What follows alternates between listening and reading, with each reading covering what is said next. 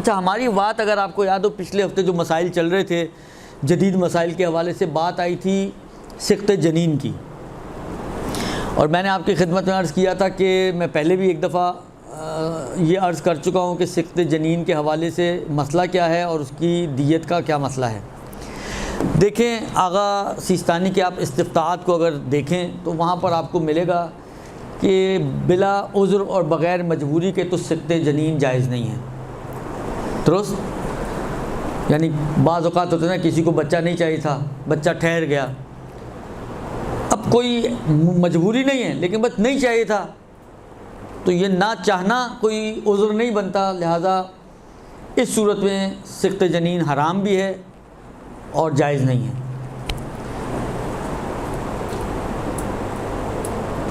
ये एक मसला। दूसरा मसला ये है कि बाज़ मजबूरी की कैफ़ियतें आती हैं। कहते हैं कि अगर बच्चे का बाकी रहना माँ के लिए नुकसानदेह हो, ज़रर हो माँ के लिए उसका बाकी रहना, या शदीद हरज में मुब्तला होती हो माँ उस बच्चे की वजह से, तो इन दोनों सूरतों में रूह आने से पहले सिक़्त जनीन जायज़ है माँ के लिए। अगर माँ को नुकसान हो रहा है या माँ को शदीद हरज हो रहा है। अच्छा, शदीद हरज में उन्होंने एक आध सवाल के जवाब में एक आध और मोरद को भी शामिल किया, वो भी अर्ज़ करता चलूँ। बाज़ सवालात में ये मौजूद है कि जी बच्चा रिटार्डेड है और ये अगर इस दुनिया में आ गया तो बिलाखिर माँ के लिए परेशानी होगी, या ये कि आने के फ़ौरन बाद कुछ अरसे में ही ये मर जाएगा वापस। तो उधर भी उन्होंने यही जवाब दिया कि दुनिया में आने के बाद अगर मर जाएगा तो ये कोई उज़्र नहीं बनता। सही है, मर जाएगा तो उस वक्त फिर ख़त्म, लेकिन यह है कि अभी नहीं उसको मार सकते आप। हाँ, अगर आप कहें कि जी इस बच्चे का पैदा होना माँ के लिए शदीद हरज का सबब बनेगा, वलो उसकी देखभाल के हवाले से, अब ये तय करना माँ की अपनी पर्सनल ज़िम्मेदारी है कि ये शदीद हरज है या नहीं है। शदीद हरज यानी जो नाकाबिले बर्दाश्त हो, आम तौर पे लोग इतनी ज़हमत को नहीं बर्दाश्त करते, मैयार ये है इसका। तो ऐसी सूरत में रूह फूंकने से पहले फिर उसको सिक़्त करना जायज़ है।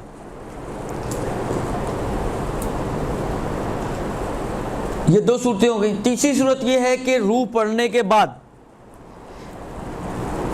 किसी भी सूरत में आगा सिस्तानी सिक़्त जनीन की इजाज़त नहीं देते, चाहे माँ के लिए यानी ज़रर और हरज ही क्यों ना हो जाए, तब भी एहतियात की बिना पर रूह फूंकने के बाद सिक़्त जनीन की इजाज़त नहीं है। बस रूह फूंकने से पहले फिर भी कुछ गुंजाइश है, लेकिन रूह पड़ने के बाद बच्चे में कोई गुंजाइश नहीं है इस बात की कि सिक़्त जनीन किया जाए, चाहे वो माँ के लिए नुकसानदेह है तब भी, चाहे माँ के लिए हरज शदीद का सबब बनता है तब भी एहतियात की बिना पर जायज़ नहीं होगा। ये तो वो मसले हैं, शुरू के 3-4 मसले के जिसमें सिक़्त जनीन का मसला कि उसकी इजाज़त है कि नहीं है। अब मसला अगला है वो ये कि किसी ने अगर सिक़्त जनीन कर दिया जहाँ पर उसके लिए जायज़ नहीं था, तो अब उसका क्या मसला होगा? दियत वगैरह कुछ आएगा, गुनहगार होगा, नहीं होगा, क्या होगा? कहते हैं बिल्कुल बिला जवाज़ के अगर इसने सिक़्त जनीन किया है तो ये गुनहगार भी है। और अगर ख़ुद देखें, एक बात ज़हन में रखें कि फ़िक़्ह में 2 टाइटल होते हैं, 2 लफ्ज़ इस्तेमाल होते हैं, एक मुबाशिर और एक मुसब्बिब। दुरुस्त, मुबाशिर का मतलब है ख़ुद करने वाला। मसलन ये मैं मुबाशरतन उठा रहा हूँ, यानी ख़ुद उठा रहा हूँ। एक मरतबा मैंने इनको कहा कि ये उठा के वहाँ रख दें, तो मुबाशिर वो होंगी, मैं सिर्फ सबब बन रहा हूँ क्योंकि मेरे कहने पे उन्होंने उठा के वहाँ रखा है। तो दूसरी सूरत में मैं हूँ मुसब्बिब, सबब, मुबाशिर मैं नहीं हूँ। कायदा और कानून ये है कि दियत हमेशा मुबाशिर पर आती है, दियत हमेशा मुबाशिर पर आती है। डॉक्टर ने गोलियां लिख दी, आपने गोलियां ली, खुद खाई, तो आप मुबाशिर हैं, तो आप कातिला हैं, दुरुस्त। तो दियत आप पर आएगी। बाप ने कोई ऐसा काम किया, फ़र्ज़ करें धक्का दे दिया, गिर गई माँ, बच्चा सख्त हो गया, मुबाशिर बाप है, दियत बाप की गर्दन पे जाएगी। आप लोगों ने जाके डॉक्टर से रिक्वेस्ट की, उसने पैसे लिए और ये काम कर दिया, तो मुबाशिर डॉक्टर है, दियत डॉक्टर पर आएगी, दुरुस्त। सिर्फ एक सूरत, एक सवाल के ज़िम्मे उन्होंने डॉक्टर की बजाय वालिदैन पे, माँ पर या बाप पर दियत डाल दिया कि किसी ने सवाल ये पूछा होगा, किसी ने मसलन मसले में जिसको कहें एडिटिंग करके 2 नंबरी दिखाकर ये उसको शो किया डॉक्टर को कि तुम्हारे लिए काम जायज़ है। तो यहाँ पर क्योंकि उसको तो वो तो जायज़ समझ के कर रही है, और 2 नंबरी किसने की, फ़र्ज़ करें बाप ने या माँ ने, तो अगरचे मुबाशिर नहीं है, मुसब्बिब हैं, लेकिन यहाँ पर कत्ल की निस्बत इन्हीं की तरफ दी जाएगी। उसको कहा जाएगा कि इसको तो धोखा दिया गया है, असल में तो यही कातिल है। तो इस सूरत में फिर दियत इसी पर आएगी। बस दियत हमेशा मुबाशिर पर आती है। अब फ़र्ज़ करें कि वरासत के अहकाम में एक मसला आता है कि जब तक पहले गिरोह का कोई भी बंदा मौजूद है तो दियत दूसरे गिरोह में नहीं जाती, ठीक है। तो पहले गिरोह में मरने वाले के माँ बाप होते हैं, ये एक चीज़। अच्छा, माँ बाप में से फ़र्ज़ करें माँ ने तो कत्ल किया है, तो माँ को तो दियत नहीं मिल सकती क्योंकि कत्ल इर्स में रुकावट डालती है, दुरुस्त। तो माँ तो दियत देगी। अब ये देगी किसको? क्योंकि मरने वाले बच्चे का बाप मौजूद है जो पहले गिरोह में है, तो चाहे उसके बहन भाई हों भी जो दूसरे गिरोह के हैं, तो सारी दियत बाप को मिलेगी। बाप अगर मुबाशिर था तो दियत किसको मिलेगी? माँ को मिलेगी। डॉक्टर कातिला है तो दियत किसको मिलेगी? वो माँ बाप को मिलेगी। अच्छा, जिसको भी मिलनी है उसको ये हक है कि वो चाहे तो माफ़ कर सकता है। अब आप डॉक्टर को माफ़ करना चाहें तो आप माफ़ कर सकती हैं, वरना अगर हाथ उसके गिरेबान तक पहुँचते तो निकलवा लें, दुरुस्त। अच्छी खासी दियत है। तो ये एक दूसरा मसला है। अब आए तीसरे स्टेप पर।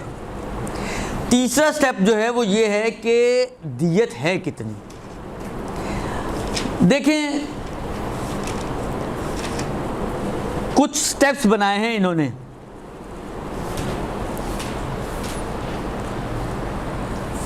मैं आपकी खिदमत में अर्ज़ करता हूँ, कुछ स्टेप्स बनाए हैं। आपको ये तो अंदाज़ा है कि बाज़ औक़ात जब ये बच्चे को सख्त किया जाता है उसकी मुख्तलिफ़ स्टेजेस होती हैं। ख़ुद बच्चे की कुरान ने भी बयान किए मुख्तलिफ़ स्टेजेस हैं कि हमने जो है उसको खल किया, वो पहले नुत्फ़े की शक्ल में होता है, फिर उसके बाद वो है अलक़ा बनता है, जमा हुआ खून, फिर जो है गोश्त का टुकड़ा बनता है, मुज़ग़ा बनता है, उसके बाद हड्डियाँ उसमें आती हैं, उसके बाद व ख़लक़ना हो ख़ल्क़न आख़र, रूह फूंक कर उसको एक नई ज़िंदगी परवरदिगार आलम अता कर। तो ये मुख्तलिफ़ स्टेप्स हैं। पहला स्टेप है नुत्फ़े का, उसमें आगा फरमाते हैं 105 मिसकाल चांदी।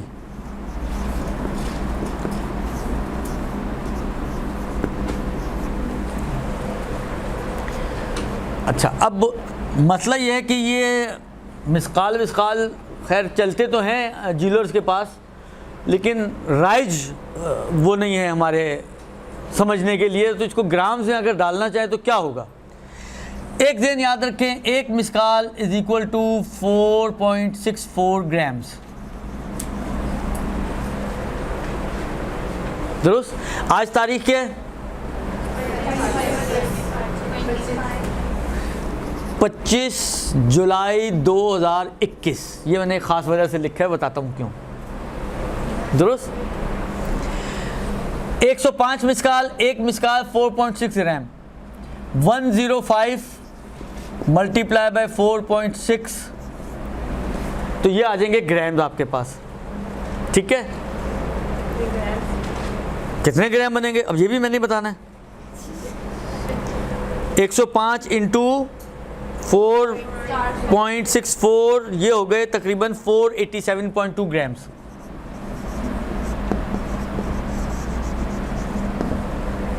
चांदी, इतनी चांदी आपको दियत में देनी है। अच्छा, आज का जो रेट, इसलिए डेट मैंने लिखी है, चांदी का आज का रेट, एक साइट है हमारी वेब करके, उसमें मुख्तलिफ चीज़ें, उसमें ये उस उधर से बता रहा हूँ, 125.77 रुपीज़ 1 ग्राम चांदी। इसको इससे मल्टीप्लाई कर दें,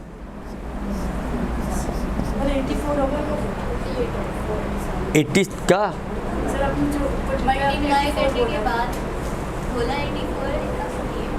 अच्छा 487.2 ग्राम्स, 487.2 ग्राम जो लिखा है वो सही लिखा है, दुरुस्त। अब इसको अगर आप मल्टीप्लाई कर दें 125.77 तो ये हो गया 61,275 रुपये।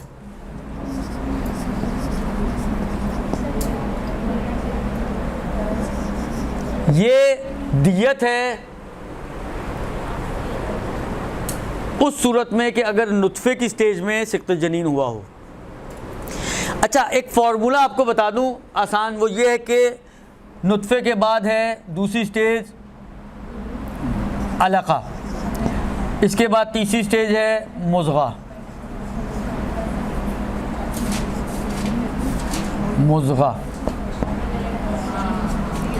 चौथी स्टेज है हड्डियां आना, पांचवी स्टेज है आज़ा जवारे मुकम्मल हो जाना,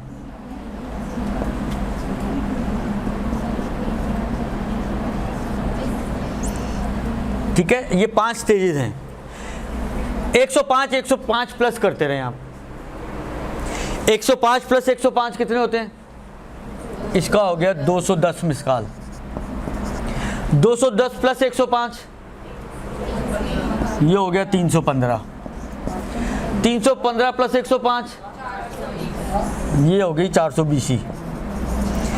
420 प्लस 105 ये हो गए 525। एक छठा भी आएगा, वो बाद में बताता हूँ।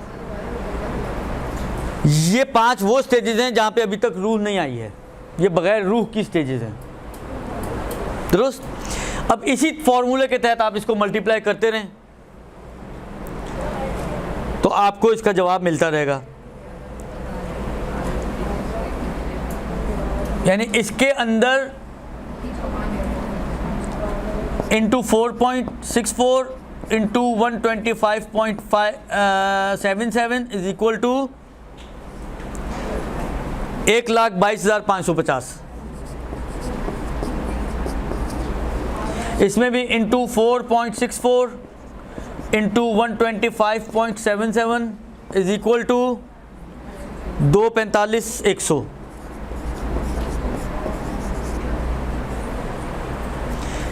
इसी तरह इसको भी into 4.64 into 125.77 is equal to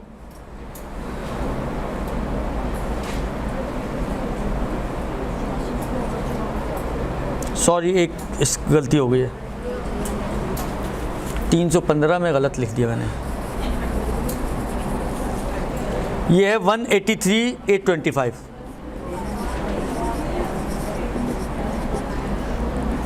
ये है 245,100।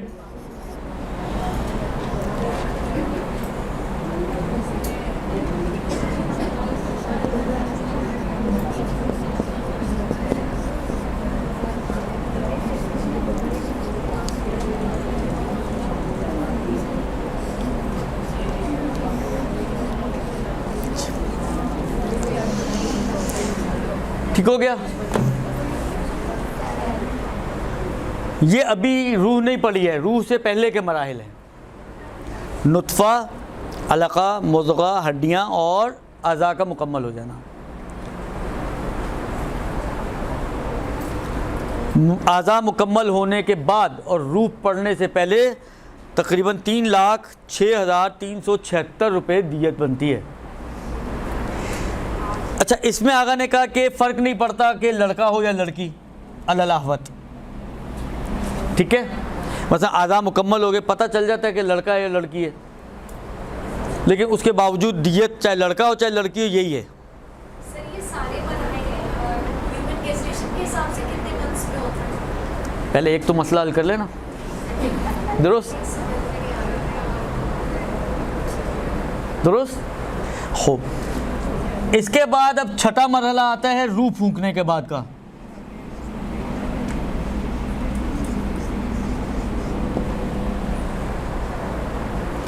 रूह का पूछा गया, इस्तिफ्तात में मौजूद है, उन्होंने कहा 4 महीने में रूह फूंकी जाती है। अब इसका मतलब है ये 4 महीने से पहले की स्टेजेस हैं, दुरुस्त। रूह फूंकने के बाद कहते हैं कि अगर तो लड़का है तो 5250 मिसकाल चांदी दियत। अब इस 5250 को आप मल्टीप्लाई करें, पहले 4.64 से, फिर 125.77, तो क्या बनी 5250 इंटू 4.64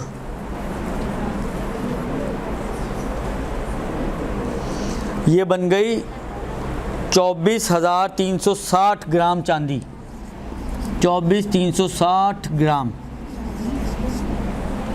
इसको मल्टीप्लाई कर दें 125.77 से, तो ये बन गई 30,63,757 रुपये।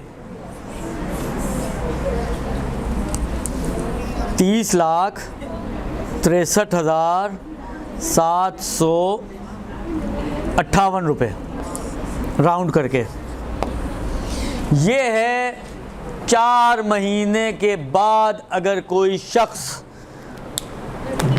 बच्चे को सिख्त करे, बच्चा अबॉर्ट कराए, तो उसकी दियत तकरीबन 30.5 लाख रुपया है। ये बच्चा भी दुनिया में नहीं आया तो 30.5 लाख रुपए का है। आने के बाद सोचें कितना होगा ये। खैर दियत के हिसाब से कोई ख़ास फ़र्क नहीं पड़ता बड़े की, और क्योंकि इसकी पूरे इंसान की दियत है ये, दुरुस्त। अच्छा, ये लड़के में, लड़की का इससे आधा है, लड़की का हाफ है। ये लड़के की है, लड़की का हाफ है, यानी इसको आप डिवाइड बाय 2 कर दें तो लड़की आ जाएगी 15 लाख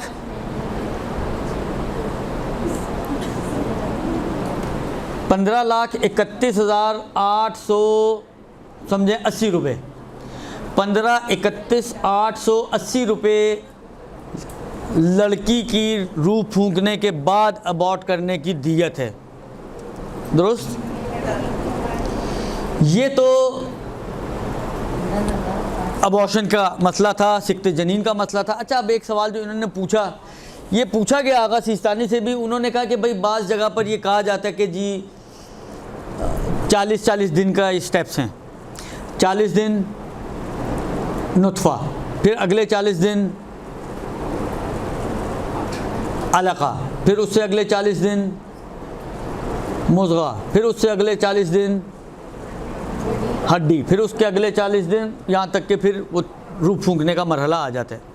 अब ये इतने 40 दिन कितने महीने बनते हैं, अब ये आप खुद देख लें। 1 महीना तकरीबन 10 दिन बनता है, 1 महीना 10 दिन ये, फिर 1 महीने 10 दिन बाद ये अलका बन जाएगा, फिर 1 महीना 10 दिन अलका मुज़ग़ा में तब्दील होता है, तो 2 महीने 20 दिन, 3 महीने 4 महीने हो गए ये, तो 5-5 महीने कुछ इसके हिसाब से तो बन जाएगा। लेकिन वैसे उनसे पूछा गया रूह का, तो उन्होंने कहा जी 4 महीने में रूह फूंकी जाती है।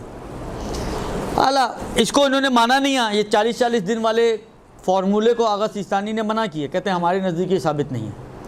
लिहाजा अब मेडिकली ये डॉक्टर्स की तरफ रुजू किया जाए और वो आपको ज़्यादा एक्यूरेट बता सकेंगे, मुमकिन है कि ये ख़ास तौर पे जो गायनोकोलॉजिस्ट होती हैं, मुमकिन है वो ज़्यादा बेहतर अंदाज से इस पे गाइड कर सकें कि ये स्टेजेस जो है वो कितने कितने दिनों की है या कितने कितने अरसे में ये इनके अंदर चेंजेस आती हैं। अच्छा, ये तो हो गया जनाब अली एक मसला कि सिक्ते जनीन की दियत क्या है।